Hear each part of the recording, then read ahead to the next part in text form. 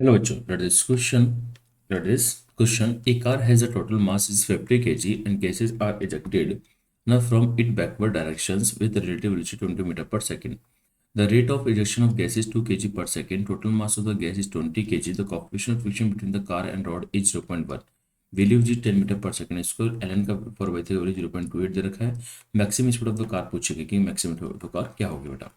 देखो, अगर हम देखें क्वेश्चन में क्या क्या गिवन है, टोटल मास ऑफ कार जो है, टोटल मास ऑफ कार जो है वो हमें यहाँ पे 50 kg दे रखा है, 50 kg दे रखा है बेटा। और टोटल मास ऑफ गैसेज जो है, टोटल मास ऑफ गैसेज जो है बेटा वो हमें 20 kg दे रखा है। Total mass of gases, total mass of gases जो है बेटा, इसके अंदर जो गैसेज भरी गई है उसको टोटल मास ऑफ गैसेज हमें 20 kg दे रखा है। और जो गैसेज पर रेट पर सेकेंड जो इजेक्ट हो रही है एग्जॉस्ट के फॉर्म में वो हमें 2 kg पर सेकेंड दे रखा है बेटा। ये हमें दिया हुआ है। तो बेटा हमें पहले ये देखना होगा और उसके हमसे मैक्सिमम स्पीड पूछी गई है, मैक्सिमम स्पीड कब होगी बेटा। तो मैक्सिमम स्पीड के लिए हमें पहले फिगर डायग्राम को यहाँ पे समझना होगा कि इस पर हो क्या क्या रहा है बेटा। तो अगर मैक्सिमम स्पीड हम कैलकुलेट करना चाहते हैं इस कार की मैक्सिमम स्पीड कब होगी, तो आप देखिए बेटा ये कार कब चल रही होगी, इस पे एक रिलेटिव फोर्स का मतलब फोर्स कहाँ लग रहा होगा, आगे लग रहा होगा, और गैसेस कहाँ हुई होगी, पीछे इजेक्ट करी होगी। तो गैसेस के इजेक्शन की वजह से जो इसको फोर्स मिल रहा होगा वो आगे की तरफ मिल रहा होगा, और कंटिन्यूसली इस पे एक फ्रिक्शन फोर्स भी वर्क कर रहा होगा, म्यू इंटू एन भी फ्रिक्शन फोर्स वर्क कर रहा होगा। तो बेटा अब इस पे मैक्सिमम स्पीड कब होने वाली है, तो पहले हमें देखना होगा ये फोर्स कितना लग रहा है, मतलब ये चलना कितने टाइम पर स्टार्ट करेगा। ये स्टार्ट कब करेगा, मोशन करना, और गैसेस जो इजेक्ट कर रही है वो टोटल गैसेस कब खत्म हो जाएगी। देखो total mass of gases 20 kg का, और एक सेकंड में अगर 2 kg पर सेकंड से गैस इजेक्ट कर रही है, एक सेकंड में 2 kg पर सेकंड से इजेक्ट कर रही है, तो आप ये कह सकते हो कि 10 सेकंड में टोटल 20 मास हो जाएगा। टोटल मास 20 के 10 सेकंड के अंदर total mass of gas 20 kg खत्म हो जाएगा। मतलब 10 सेकंड के अंदर इधर 10 सेकंड वो होंगे, 10 सेकंड के बाद जो है ना गैसेस का जो एग्जॉस्ट है वो बिल्कुल खत्म हो जाएगा एट 10 सेकंड पर, और उस टाइम पर केवल और केवल क्या बचेगा, फ्रिक्शन फोर्स बचेगा। क्योंकि ये फोर्स तो किसकी वजह से मिल रहा है, गैस के इजेक्शन की वजह से मिल रहा है। भाई ये जो फोर्स आगे लग रहा है ये फोर्स है कितना, relative velocity upon dm by d, mass पर सेकंड कितना चेंज हो रहा है। तो रिलेटिव वेलोसिटी कितनी दे रखी है हमारे को, अगर रिलेटिव वेलोसिटी हम देखें तो वो भी हमें 20 मीटर पर सेकंड ऑलरेडी गिवन है बेटा, है ना, गैसेस की एक कार के एग्जॉस्ट के फॉर्म में बेटा। तो यहाँ पे 20 मीटर पर सेकंड, मास कितना पर सेकंड इजेक्ट हो रहा है 2, तो मतलब फोर्स लग रहा है 14 न्यूटन का। तो इस कार पे जो आगे की तरफ फोर्स लगा रहा है वो 14 न्यूटन का फोर्स लग रहा है। तो अब यहाँ पे ढंग से आप यहाँ पे थोड़ी बात को समझना कि आपके कार पे आगे की तरफ जो फोर्स लग रहा है वो 14 न्यूटन का फोर्स लग रहा है बेटा। ये कार हो गई। अब ये कार पे आगे की तरफ फोर्स कितना लग रहा है, ये फिक्स फोर्स लग रहा है, ये फोर्स क्या है, फिक्स लग रहा है, 14 न्यूटन का फोर्स लग रहा है। लेकिन ये फोर्स तब तक ही लगेगा जब तक इसे गैस क्या हो रही है, इजेक्ट हो रही है बेटा। तो टी बराबर 0 सेकंड पे, टी बराबर 0 सेकंड पे कार चलना शुरू नहीं हुई जब तक तो फ्रिक्शन फोर्स था ही नहीं, तब तक ये भी फोर्स आपका 0 था। लेकिन जैसे कि टाइम बढ़ता गया तो 40 मीटर फोर्स मैक्सिमम लगने लगा, तो इस पर फ्रिक्शन फोर्स लगने लगा। फ्रिक्शन फोर्स कितना लगा, म्यू एन लगा। तो किसी एट टी टाइम पर अगर मैं देखता हूँ, एट टी टाइम पर मैं देखता हूँ तो फ्रिक्शन फोर्स क्या हो जाएगा, म्यू इंटू एन। एन कितना हो जाएगा भाई, टोटल मास तो 50 था, अब 50 में से अगर मान लीजिए 2 kg पर सेकंड से गैस इजेक्ट कर रही है, तो किसी टी टाइम तक कितनी गैस इजेक्ट कर रही हो, 2 टी गैस इजेक्ट कर रही होगी। तो यहाँ पे जो मास बचा होगा कार का वो केवल कितना बचा होगा, 50 - 2 टी मास बचा होगा। तो 50 - 2 टी मास यहाँ पे बचा इंटू जी। तो ये क्या होगी बेटा, हमारे पास मैक्सिमम फ्रिक्शन फोर्स होता है एट किसी टी टाइम पर बेटा, किसी टी टाइम पर ये मैक्सिमम फ्रिक्शन फोर्स हो गया। तो बेटा टी बराबर तो मैक्सिमम फ्रिक्शन फोर्स, तो जैसे ये एक्सटर्नल फोर्स इस मैक्सिमम फ्रिक्शन फोर्स के बराबर होगा तो कार स्टार्ट कर देगी मोशन करना। Car will start motion, car will start motion. तो कार विल स्टार्ट मोशन, तो कार कब स्टार्ट करेगी मोशन करना, जब ये फोर्स जो है आपके यहाँ पे किसी टी टाइम पर मैक्सिमम फ्रिक्शन फोर्स के बराबर हो जाएगा। तो फोर्स कितना है, 40 है, मैक्सिमम फ्रिक्शन फोर्स कितना है 0.1, जी का वैल्यू कितना है 10, और 50 माइनस यहाँ पे 2 ऑफ टी है बेटा। सॉल्व करा तो टी का वैल्यू कितना आ गया, 5 सेकंड आ गया बेटा। मतलब 5 सेकंड पे कार चलना स्टार्ट करेगी, और 10 सेकंड टोटल टाइम लगेगा गैस को इजेक्ट होने में बेटा। टोटल टाइम कितना लगने वाला है, 10 सेकंड लगने वाला है। तो आफ्टर 10 सेकंड, तो अगर हम देखें आफ्टर 10 सेकंड या आफ्टर 10 सेकंड या एट 10 सेकंड पर क्या होने वाला है, अगर मैं बात करता हूँ यहाँ पे एट 10 सेकंड पर क्या होने वाला है बेटा, एट 10 सेकंड पर। तो 10 सेकंड पे इस कार के अंदर जितनी भी गैसेस भरी हुई थी, इस कार के अंदर जितनी भी गैसेस भरी हुई थी वो गैसेस सारी फिनिश हो जाएगी, और टोटल मास कितना बचेगा, केवल 30 kg बचेगा। और जो डीएम बाई डी था वो आपका खत्म हो जाएगा, जीरो हो जाएगा। तो अगर वो खत्म हो गया तो इस पे लगने वाला जो फोर्स आगे लग रहा था वो भी नहीं होगा। अब वो फोर्स नहीं होगा तो अब इस पे जो पीछे क्या क्या लगेगा, केवल केवल फ्रिक्शन फोर्स लगेगा। और उस टाइम पे फ्रिक्शन फोर्स कितना लग रहा होगा, म्यू इंटू एन लग रहा होगा। म्यू इंटू एन कितना, मतलब म्यू एम जी, और एम कितना होगा 30 होगा बेटा। मतलब म्यू इंटू 30 इंटू जी इस पे फ्रिक्शन फोर्स वर्क कर रहा होगा, फोर्स हो जाएगा 0। तो उस 10 सेकेंड पे उस कार की कोई ना कोई स्पीड हो गई, 5 सेकेंड पे कार ने चलना शुरू किया। तो 5 से लेकर अब 10 सेकेंड तक कार को मैं गैस रिजेक्ट हो रही थी, क्योंकि हमें मालूम है टोटल टाइम कितना लेगा, 10 सेकेंड लेगा गैस को इजेक्ट होने में, टोटल टाइम 10 सेकेंड लेने वाला है। तो 10 सेकेंड तो मतलब 5 सेकेंड से लेकर 10 सेकेंड तक हम जब पहुंचे होंगे, तो लगातार क्या होगा कि इसकी स्पीड बढ़ती जाएगी, इसकी स्पीड बढ़ती जाएगी, इसकी स्पीड जो है वो लगातार बढ़ती जाएगी। क्यों बढ़ती जाएगी? क्योंकि यहाँ पे जो फ्रिक्शन फोर्स का वैल्यू है ये लगातार डिक्रीज होता जाएगा। तो फ्रॉम 5 to 10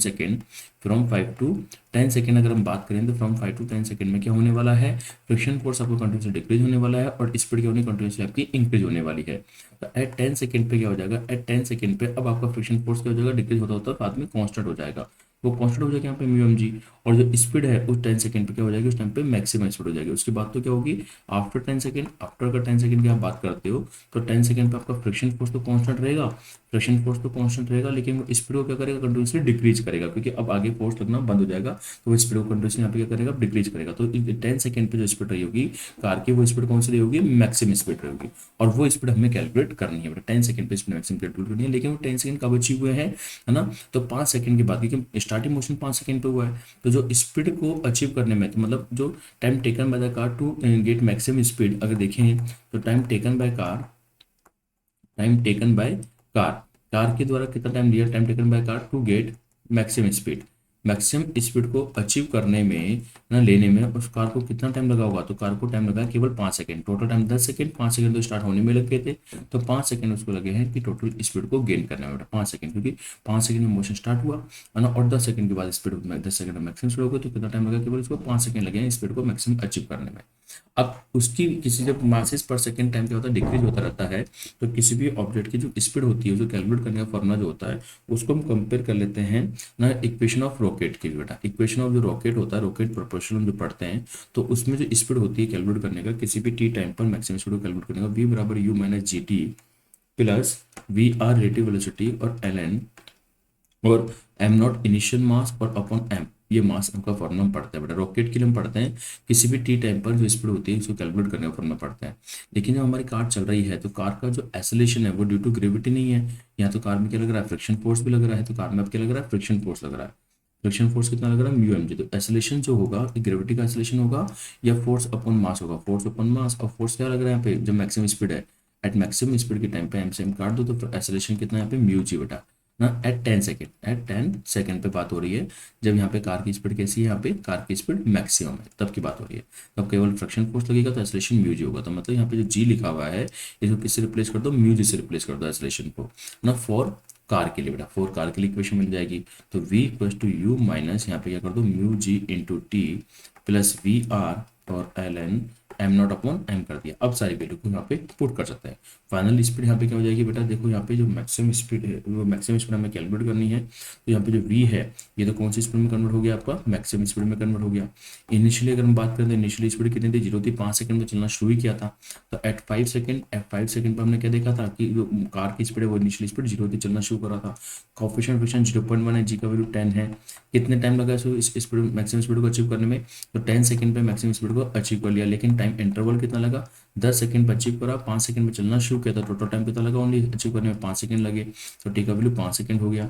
और रिलेटिव वेलोसिटी जो हमें दे रखी है वो 20 दे रखी है ना। और जो इनिश टोटल मास है वो हम देखते हैं, जब कार चलना शुरू कर देती है टी इक्वल्स टू 5 सेकंड पे, तो 5 सेकंड पर अगर मास देखते हैं, तो मास कितना था, 50, और 2t से वो डिक्रीज हो रहा था, 2 इंटू टी, और टी का वैल्यू कितना था, 5 था बेटा। तो टी का वैल्यू यहाँ पे कितना था, 5 था, तो मास कितना हो गया यहाँ पे, 40 हो जाता है। अगर मैं यहाँ पे इनिशियल मास देखता हूँ, तो इनिशियल मास यहाँ पर कितना होगा भाई, टी बराबर 0 पर जो मास होगा वो इनिशियल मास होगा, तो मास क्या होगा, एम नॉट। टोटल मास 50 था और 2 kg/सेकंड से इजेक्ट हो रहा था, तो टी कितना हो गया यहाँ पे, 5 हो गया। तो मास कितना बचा यहाँ पे, एम नॉट कितना मास बचता है, 40 kg मास बचता है बेटा। और 10 सेकंड पर अगर मास देखते हैं, तो 50 वो हो गया, पूरी गैस इजेक्ट हो गई 10 सेकंड पर, तो मास कितना बचता है, 30 kg का मास बचता है बेटा। तो एम नॉट तो कितना हो गया 40 और एम कितना हो गया यहाँ पे 30 हो जाता है। ठीक है, तो मैक्सिमम स्पीड कितनी हो जाएगी, तो मैक्सिमम स्पीड हम सॉल्व करते हैं, आफ्टर सॉल्व दिस इक्वेशन, तो इसका वैल्यू आ जाता है बेटा 0.6 मीटर पर सेकेंड बेटा।